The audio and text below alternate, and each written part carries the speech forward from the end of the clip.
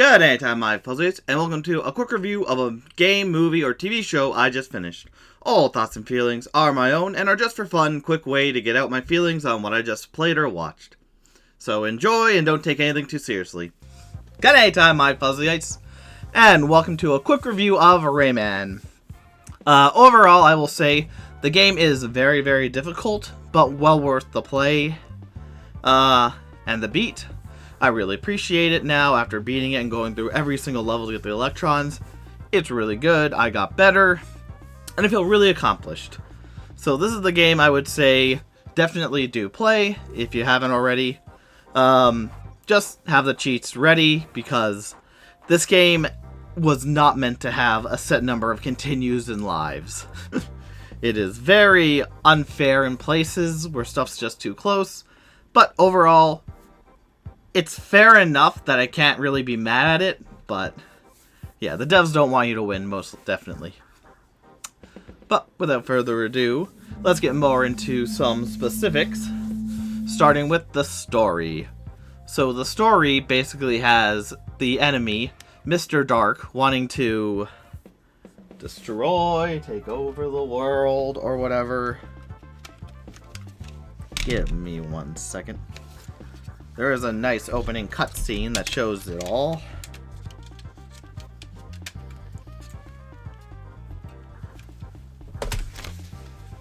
But it's been a while. Hey folks, story of Rayman. In Rayman's world, nature and people live together in peace. The Great Proton provides and maintains the harmony and balance of the world. Sorry folks, this apparently can't last. Do you want to play or what? One fateful day, the evil Mr. Dark steals the Great Proton and defeats Bruntilda, the fairy, as she tries to protect it. The electrons, who used to gravitate around it, lose their natural stability and scatter all over the world. Troublesome, isn't it? And a tidy too. In the now unbalanced world, strange phenomena begin to occur. Freaks and hostile creatures appear. Excuse me. Capturing every electron they can. The disappearance of the Great Neutron has neutralized all of Bruntilda's, the fairy's power, and she needs help. She needs time to regenerate her energy before she can help in any way. They definitely need a hero to save them now, don't they? Don't you think? Rayman is to the rescue. As the guardian of this world, he must free the electrons, recapture the Great Proton from its mysterious kidnapper, and reassemble them all to restore world's harmony. But will the bad guys let him do it? After all, Rayman doesn't have arms or legs. But don't panic, neither do the bad guys. Okay. Yeah, so basic story. Mr. Dark wants to take over the world, I guess. So he takes the world's great power. Bruntilda, the defender, tries to stop. Does not succeed, and now Rayman must go forth in his limitless adventure, to win. And overall, for a story, it's neat. Like I said, for me, many times, story doesn't need to be spectacular, especially in games and whatnot, but it is neat. It gets the point across, it gets why you're going to the world, why you're collecting the cages and whatnot, and why the bad guys are there. So overall, pretty good story. If you want something that's just there to make you want to go further, that's fine. But yeah, like I said, there's not much more than, oh yeah, he's evil, he stole stuff, get it back, stop him, and whatnot.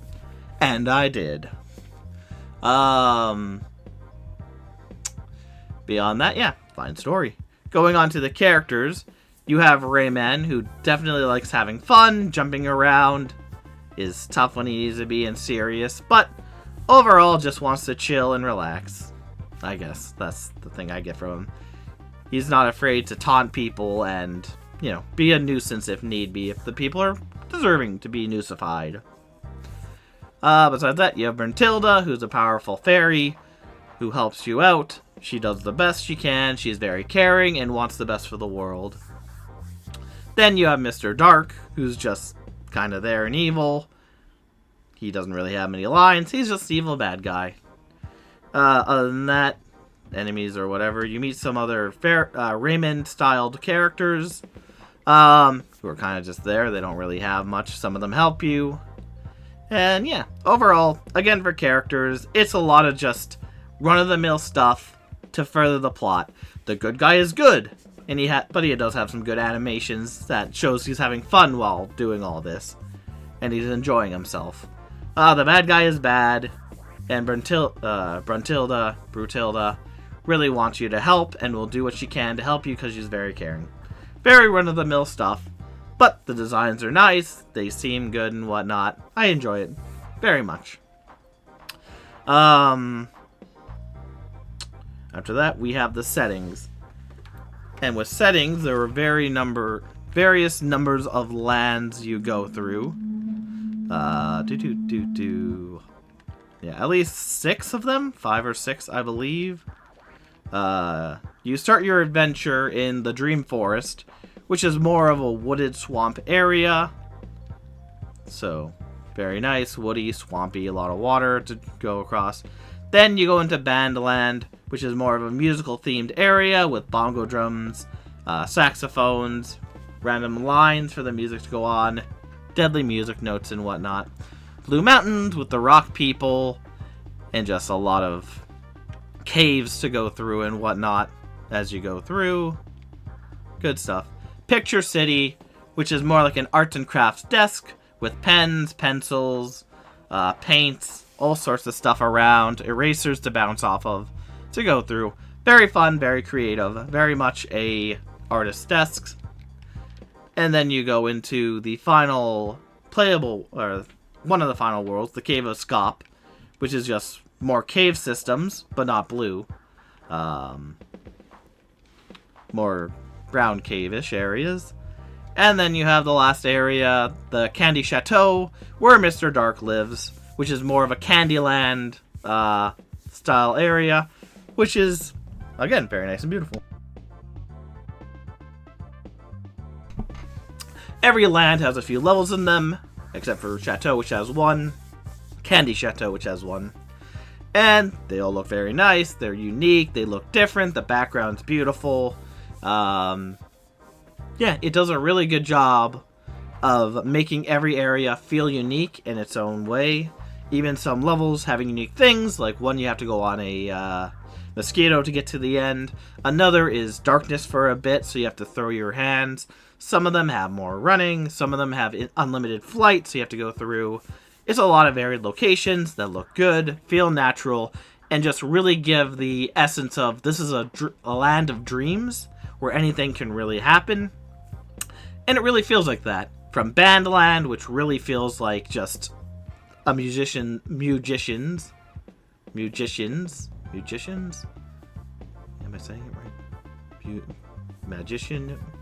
Musicians. There we go. Dream. The candy area, the Candy Chateau area, very much a lot of giant food and whatnot. And the picture place all have a lot more of the dreamlike quality. Picture City. So there could be more. They could have done more like wacky things.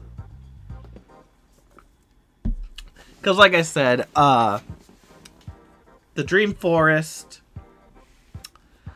Blue Mountains, and Scop's Lair kind of feel like run-of-the-mill normal places you'd find in a lot of games like this. They're not bad, mind you, but they're not very magical. Like, I don't feel like I'm going through a dreamscape going through them.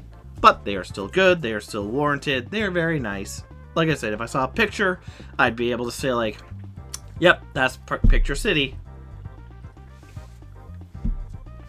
And very fun and themed. Moving on from that, the gameplay. At the start of the game, all you can really do is move and jump. But as you go through the game, you get different abilities, like a punch ability, so you can hit open cages, and hurt bad guys, or hit switches. There's a hover ability that allows you to helicopter in the air to glide for a little bit, not for long. There's a ledge grab ability, as well as a run ability that you get later on.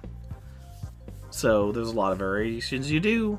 And basically the game just consists of you going through each level, trying to get to the exclamation sign to go to the next area or end the level.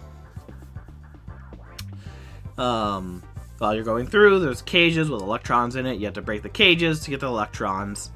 And get all the electrons to win the game. Get 100%. Woohoo. Beyond that, there is...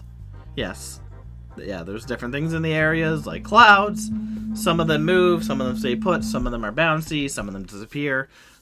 There's a lot of varied mechanics to use in the game that are fun. You get to learn a ring ability where you can grab onto rings and kind of just fly over. All in all, really good, really fun. It really works for a game. Like I said, the developers really, I think, put some things way too close to make it way harder than it ever needs to be. But I beat it 100%.